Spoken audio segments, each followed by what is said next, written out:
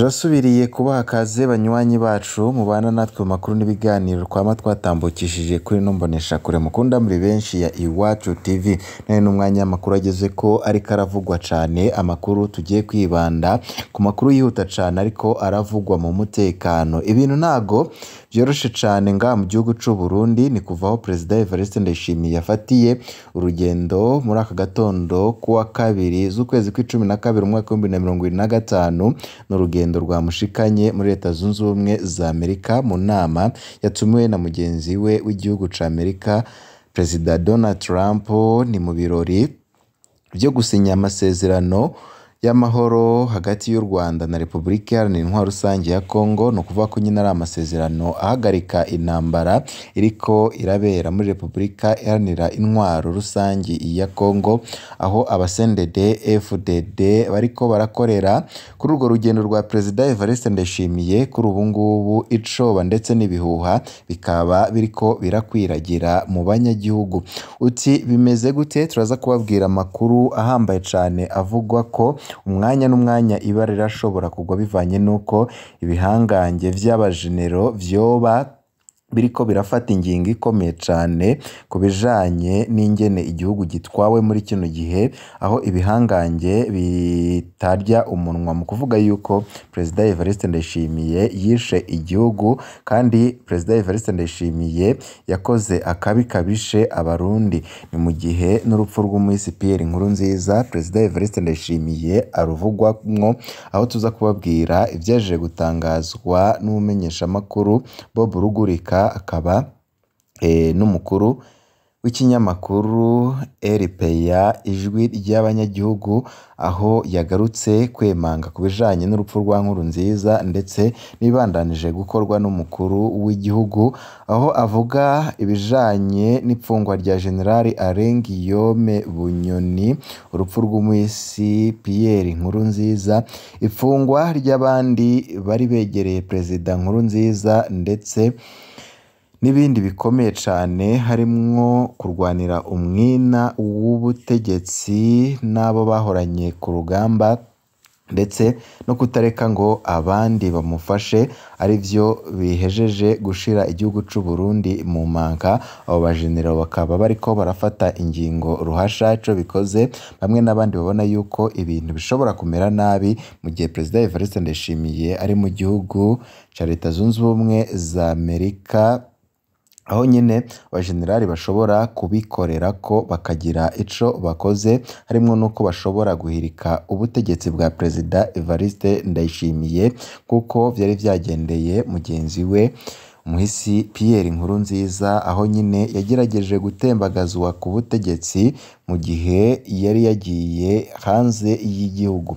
Se President Evariste Ndayishimiye ibi bintu ari buze kuvyifata mwute? Muri ano makuru turaza kubabwira vyinshi twajeje gutohoza mu masoko yacu.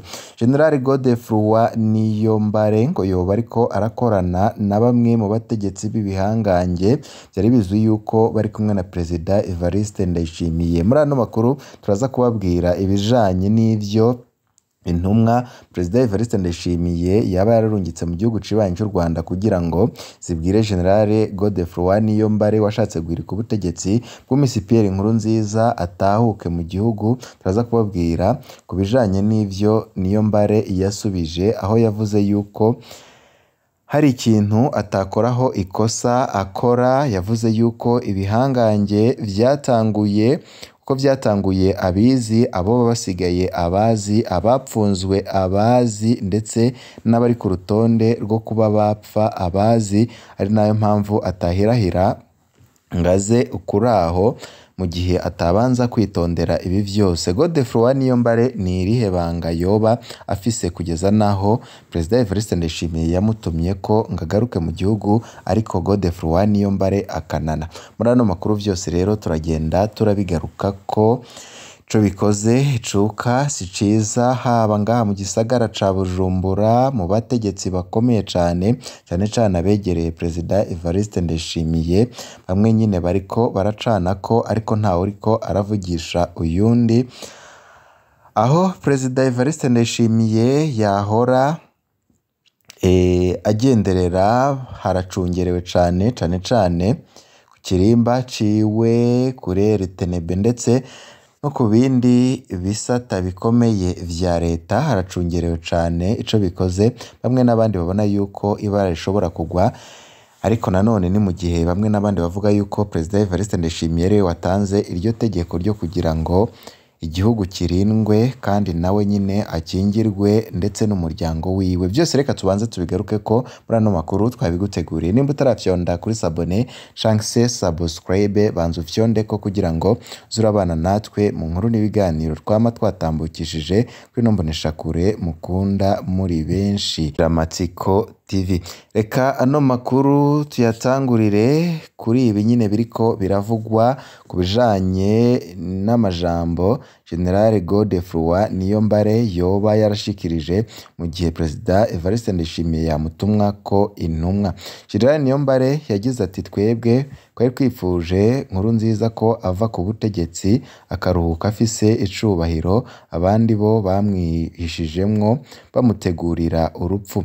Aya majambo yanayaganiriwe na nyeneyo General Godefroid Niyombare aremeza ko yafata Perezida Nkurunziza nk'umuvukanyi wiwe kandi ko yari yaramuhanuye nk'umuvukanyi nyene, aramwereka ko ikiringo ca gatatu kizokwegera igihugu kikanakwegera Perezida Nkurunziza. General Niyombare yibutsa ko bakiva mu ishamba yabaye muhira kwa Nkurunziza kandi ko bari bakundana cane, ariko nanone hakaba hari abamwishijemwo bamubesha yuko atagomba kumva ivyo byose ahubwo agomba kwita ku vyo ariko arakora, kuko abariko bamubesha ngo ave ku butegetsi ari abansi biwe bashaka kumusimbura. Aya majambo ya General Godefroid Niyombare asa nayo Gaston Sindimwo yari icegera ca mbere ca Perezida Nkurunziza yatangaje mu kiganiro yahaye Umukubito TV hari muri 2024, aho Gaston Sindimwo yemeza ko ikibazo ca 2015 cari hagati ya Perezida Nkurunziza n'akarwi k'abasendede FDD bari buzuye inyota yo gukura Nkurunziza. Adolphe Nshimirimana, General Arengiyome Bunyoni, Gaston Sindimwo nawe nyine yibukije iryo kete ry'abajenero ba sendede FDD ryo muri Munyonyo umwaka wa 2014, ariko Sindimwo ntavuga icishe Perezida Nkurunziza. Hano tukaba twababwira yuko General Godefroid Niyombare wikekwa ko kuba ariko arakorana n'abajenero bashaka guhirika Perezida Evariste Ndayishimiye, avuga yuko Ndayishimiye yoba yarabahemukiye, kuko Bob Rugurika avuga yuko Nkurunziza yishwe n'isumu yahawe na bamwe mu bamwegereye. Bob Rugurika uti Nkurunziza yishwe n'isumu yahawe n'abamwegereye. Iyi si inkuru y'ibanga kuko umuyobozi wa RPA yavuze ku mugaragaro muri Munyonyo umwaka wa 2023.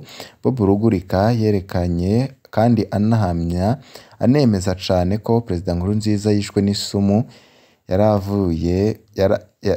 Yaravuze ko afise ivyemezo bikwiye, aranavuga ko iryo sumu ryanazananye rivuye muri Tanzania.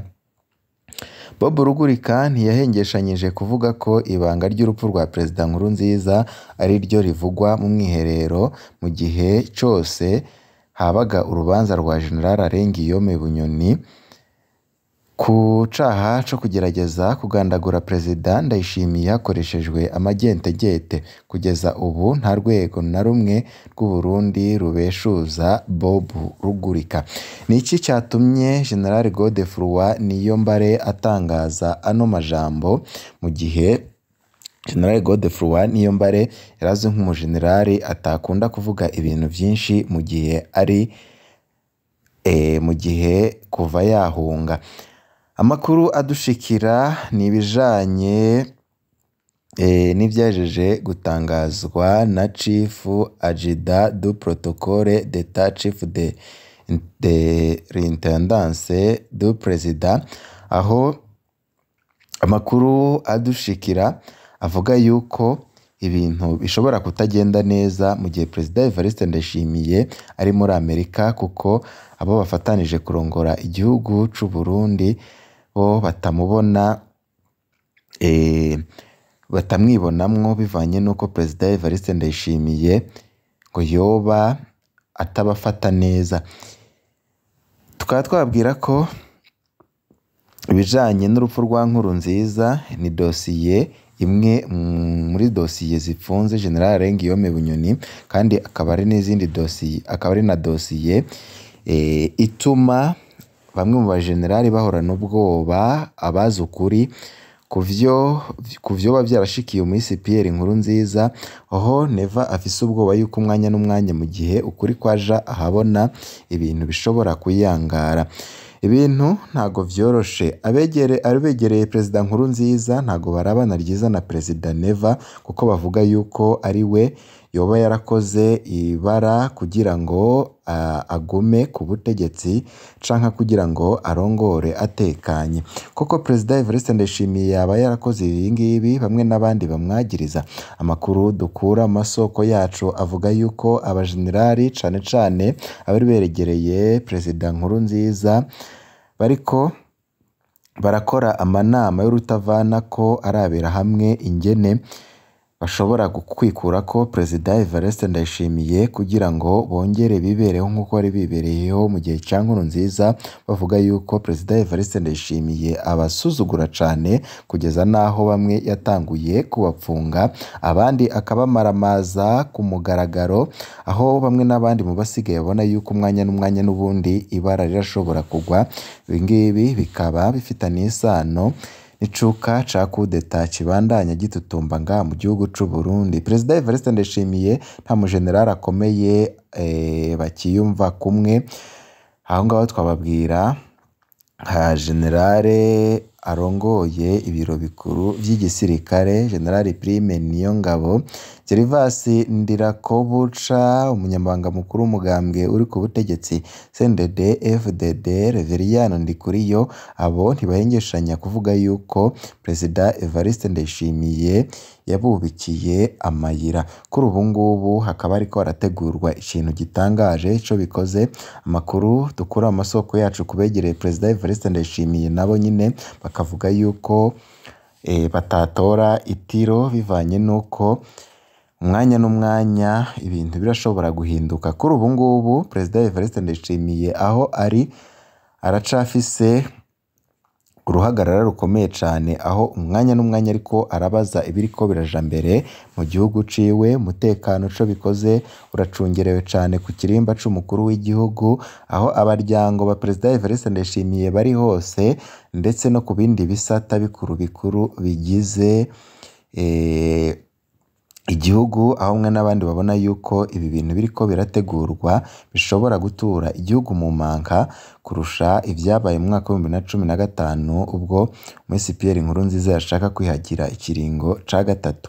Ibi bintu biri buze guherera he? Turabandanya kubatoreza amakuru y'ibijanye n'iki cuka cibi ca kudeta kibandanije gututumba mu gihugu c'u Burundi. Mu kandi kanya turaza tubabwira bishasha. Ibi vyiza kuri mwese nivyo ndabipfurije.